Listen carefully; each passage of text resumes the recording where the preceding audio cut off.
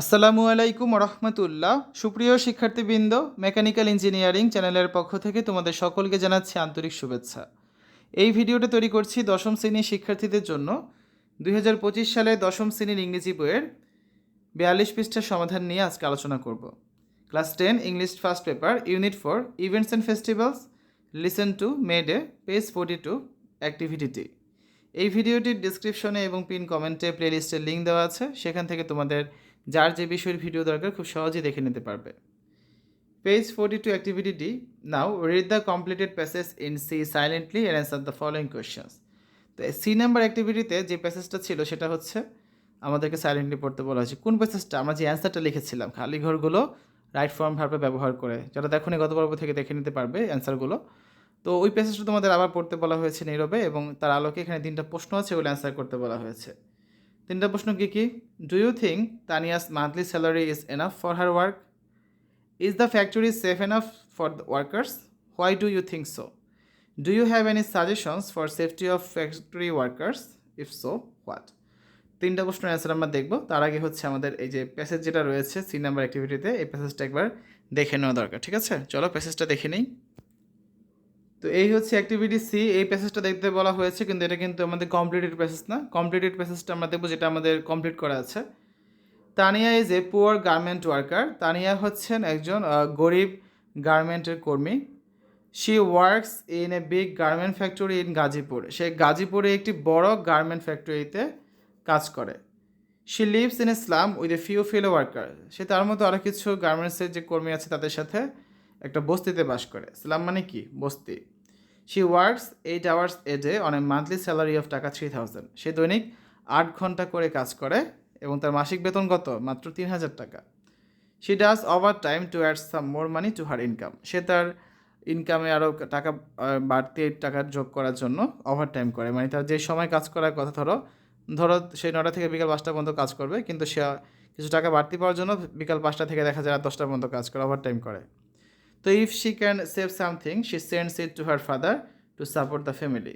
যদি সে এখান থেকে কিছু টাকা সঞ্চয় করতে পারে, বাঁচাতে পারে, তাহলে সেই টাকাটা সে তার বাবার কাছে পাঠায় তার ফ্যামিলিকে সাপোর্ট দেওয়ার জন্য, ঠিক আছে, বা সাহায্য করার জন্য।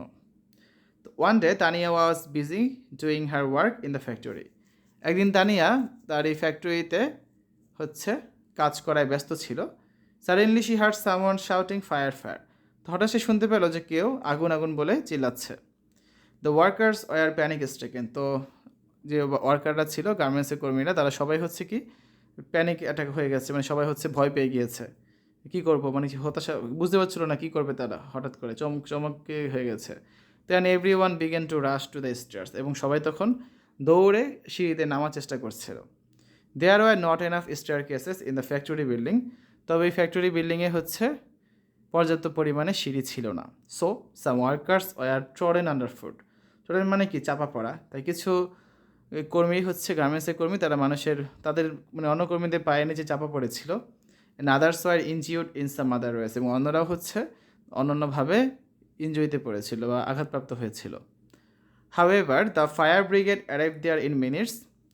যাই হোক, ফায়ার ব্রিগেড বা দমকল বাহিনী সেখানে মুহূর্তের মধ্যেই পৌঁছে গিয়েছিল। And nothing serious happened. এবং ভয়ঙ্কর বা ভয়াবহ কিছু কিন্তু হয়নি। তো আমরা হচ্ছে এখন এই পেজ 42 এর যেই 3টা প্রশ্ন আছে, এই কোয়েশ্চেন 3টার হচ্ছে অ্যান্সার দেখব, ঠিক আছে? দেখো, অ্যাক্টিভিটি ডিতে যেটা ছিল, আমরা তো এতক্ষণ সি নাম্বার অ্যাক্টিভিটির যেই পূরণকৃত অনুচ্ছেদ সেটা পড়লাম, তাই এখন প্রশ্নগুলো অ্যান্সার খুব সহজেই করতে পারবো। আমাদের ফার্স্ট কোয়েশ্চেন যেটা, do you think Tania's monthly salary is enough for her work? তুমি কি মনে করো তানিয়ার মাসিক বেতন তার কাজের বিপরীতে যথেষ্ট?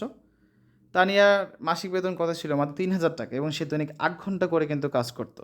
সো বুঝতেই পারছো এটা একটা অমানবিক কাজ, কারণ প্রতিদিন 8 ঘন্টা করে কাজ করে মাত্র 3000 টাকা কিছুই না। তাই এটা কিন্তু যথেষ্ট হতেই পারে না। তখন তোমার যদি মনে হয় যথেষ্ট, তুমি সেই রিজনটা লিখবে। তো আমি এখানে যে অ্যান্সারটা লিখেছি সেটা হচ্ছে no, I don't think so. না, আমি মনে করি না যে তানিয়া যে টাকাটা পায় তার কাজের বিপরীতে সেটা যথেষ্ট। Her salary is very poor for her work. তার কাজের বিপরীতে তার এই বেতনটা খুবই সামান্য বা নগণ্য একেবারেই। Question number 2, is the factory safe enough for workers? Why do you think so? শ্রমিকদের জন্য কারখানাটি কি যথেষ্ট নিরাপদ? তুমি কেন এমনটি মনে করো? দেখো ফ্যাক্টরিতে কী হয়েছিল, একদিন হঠাৎ করে আগুন লেগে গিয়েছিল, তো একটা লোক চিল্লাচ্ছিল আগুন আগুন বলে। তো এটা শুনে সবাই ভয় পেয়ে গিয়েছিল এবং তারা দৌড়ে সিঁড়িতে নামার চেষ্টা করেছিল, তাই না? ঘটনা তো এটাই ছিল। কিন্তু তারা দৌড়ে নামতে গিয়ে কী হলো, অনেকে কারো পায়ের নিচে পড়ে গেল, অনেকে বিভিন্নভাবে আহত হয়েছিল। রিজনটা কী ছিল, কারণটা কী ছিল? কারণ এত বড় একটা ফ্যাক্টরি, কিন্তু ফ্যাক্টরিতে সিঁড়ি ছিল খুবই অল্প, পর্যাপ্ত পরিমাণে সিঁড়ির ব্যবস্থা ছিল না। ধরো তুমি একটা ফ্যাক্টরিতে 1000 মানুষ আছে, সেখানে সিঁড়ি আছে মাত্র 2 পাশে, তো একসাথে 20 জন 40 জন নামতে পারে সর্বোচ্চ। ধরো 100 জনই নামতে পারে, তো বাকি 900 জন কী করবে তারা তখন? একসাথে যখন সবাই নামতে যায় তখনই কিন্তু এই যে প্রবলেমগুলো ক্রিয়েট হয়, ঠিক আছে? তো অ্যান্সারে কী লেখা যেতে পারে এখানে, যে I think the factory is not safe enough for the workers, যে আমি মনে করি এই কারখানাটি কর্মচারীদের জন্য বা শ্রমিকদের জন্য যথেষ্ট নিরাপদ নয়। ইট ইজ বিকজ, এর কারণ there are not enough staircases in the factory building, কারখানা বিল্ডিংয়ে যথেষ্ট পরিমাণে সিঁড়ি নেই। স্টেয়ার কেসেস মানে কি? সিঁড়ি। Question number 3, do you have any suggestions for the safety of factory workers? If so what? এই কারখানার শ্রমিকদের নিরাপত্তা বিষয়ে তোমার কি কোনো পরামর্শ আছে? যদি থেকে থাকে তাহলে কি? তো অ্যান্সারে লিখতে পারি যে it is a matter of great regret that the safety policy of factory workers is still very poor. এটা খুবই পরিতাপের বিষয় যে কারখানার শ্রমিকদের নিরাপত্তা নীতিমালা এখনও খুবই নিম্নমানের। As a result the workers are working under risky conditions, এর ফলে শ্রমিকেরা ঝুঁকিপূর্ণ পরিস্থিতিতেই কাজ করছে। I have some suggestions in this regard, তো এই বিষয়ে আমার কিছু পরামর্শ আছে। দেস আর অ্যাজ ফলোস, তো এগুলো the workers must put on safety wear while doing unsafe jobs, তো বিপজ্জনক কাজ করার সময় শ্রমিকদেরকে অবশ্যই তাদের নিরাপত্তা পোশাক পরতে হবে, ঠিক আছে? যেমন সেফটি গোগলস আছে, তারপরে হ্যান্ড গ্লোভস আছে, মুখে মাস্ক পরতে হয়, অ্যাপ্রন পরতে হয়, এগুলো কথা বলা হচ্ছে। There should be fire extinguisher, এবং প্রত্যেকটা ফ্যাক্টরিতে বা গার্মেন্টসে ফায়ার এক্সটিংগুইশার মানে অগ্নি নির্বাপক যন্ত্র থাকতে হবে, যাতে আগুন খুব সহজেই নিভানো যায়। There should be emergency exist for the workers, শ্রমিকদের জন্য অবশ্যই জরুরি বহির্গমন থাকতে হবে, মানে কোনো একটা প্রবলেম হলে যে তারা খুব সহজে বের হতে পারে, সে বের হওয়ার রাস্তা থাকতে হবে। Each and every worker should be given training on safety, নিরাপত্তা বিষয়ে প্রত্যেক শ্রমিককে প্রশিক্ষণ দিতে হবে।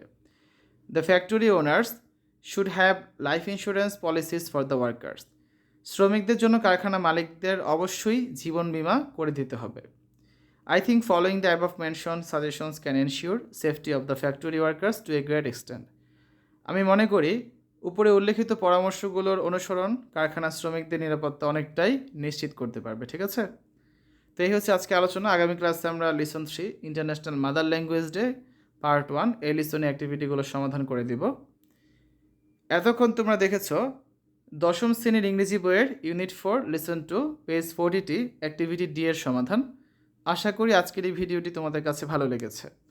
আমাদের চ্যানেলের অন্যান্য ভিডিওগুলো দেখার আমন্ত্রণ জানিয়ে আজ এখানে বিদায় নিচ্ছি। আল্লাহ হাফেজ।